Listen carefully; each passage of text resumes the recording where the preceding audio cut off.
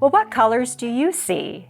You may see all kinds of colors around you: blues, greens, yellows, reds, oranges.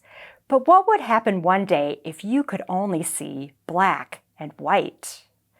Well, long ago, photographers could only take pictures in black and white. They didn't have color film. But even so, we can learn a lot about what people were wearing, how places looked, what people were doing by exploring these photographs. And in these photographs, you might even be able to use your experience or your imagination to figure out what the colors actually are or were in these photographs.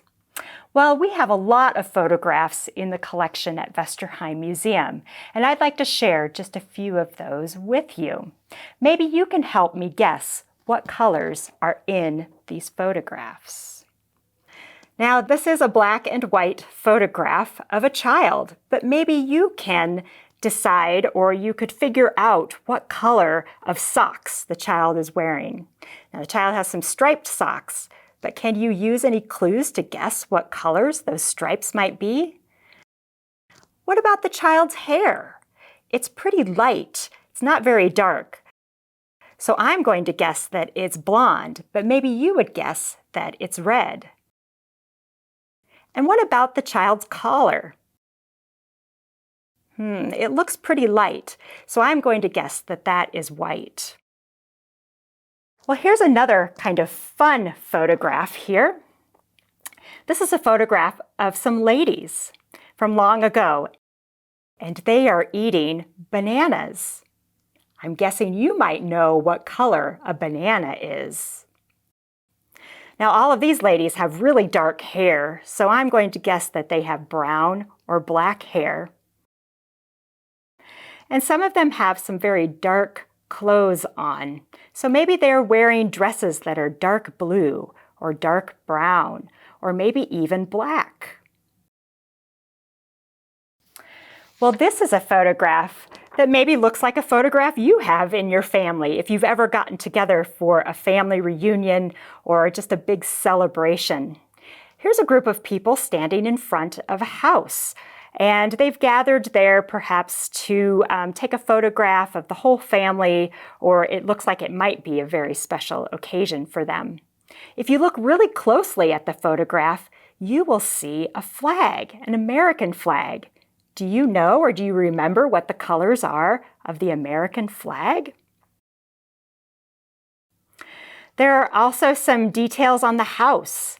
Now, the house looks to me like it's not white, but maybe a really light color. But lots of the trim around the windows looks like it's white. And I'm just using my knowledge of what houses around me look like to make a guess at what the color of this house would be.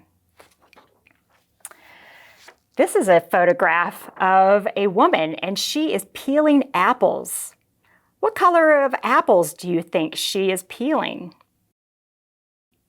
She also has a checked apron, and maybe it's white and red checks. Maybe it's blue and white checks. You'll have to decide that. There's also a cat down in the bottom of this photograph. What color do you think the cat is? How do you know? Maybe you've gone to a zoo, or you have seen a picture of an elephant. This picture shows a woman standing next to an elephant. Do you know what color an elephant is? I've seen elephants before, and they seem to be gray, at least in my experience. I'm not sure about the color of the woman's dress, but maybe you could make a guess. Is it green? Maybe it's pink, maybe it's blue. I've seen lots of fences like this that are between the woman and the elephant. And most of the time, they're black, at least in my experience. So I'm going to guess that the fence is black. Well, how we see color is based on our bodies and also our learning. So light is reflected in our eyes, and that determines how much color, how many colors we actually see. Some people can see up to 1 million different colors, but other people might only see about 10,000 different colors. We also see colors because of what we've experienced or what we've learned. So, for example, I've seen bananas before and actually eaten them, and I know that the peels are yellow. So when I see a banana in any picture, I sort of automatically think, that banana peel is going to be yellow. Well, here's a fun activity that you can do with a partner to explore or see what colors you really do see and how those might be different from what other people see. So you're going to need a pen or a pencil. I have a black pen here. You're also going to need a piece of paper. White paper is excellent for this process. And you'll need some colored markers or some colored pencils. Well, the first thing that you will need to do is you're going to need to draw a picture using the black marker or pencil or colored pencil onto this white paper. And I've already drawn one for you to see. Now you're just going to want to draw the outlines of things, and they'll look a little bit like this. I decided that it's spring and I wanted to draw my garden as it's starting to bloom. So this is a picture of my garden, and you might want to choose something that you know of and draw a picture of that. Now notice I didn't color anything in yet. It's really just the outline. You can then take this picture after you're done and show it to a partner, a family member, somebody around you, and ask them then what colors they think all of these things in your picture should be, or what they would see if they were looking at this picture, if you had colored things in. Then you can take your markers and kind of go to maybe a secret spot and color in the things that you have drawn. So I'm going to just do that really quickly. I'll just color in some of the flowers so that you can see what the flowers or the colors of the flowers are in my garden right now.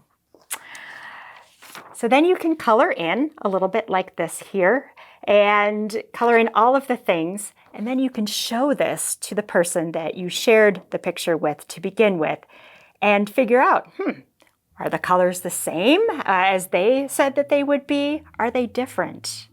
It might be interesting because maybe you have chosen colors or you remember colors that they don't remember or see. Well, what colors do you really see? Remember, it's based on what is going on in your body, what kind of light or how much light is being reflected in your eyes, and what you've learned, what you've seen already. And remember, that may not be the same as someone else. Well, if you enjoyed this video, please like and subscribe to Vesterheim's YouTube channel.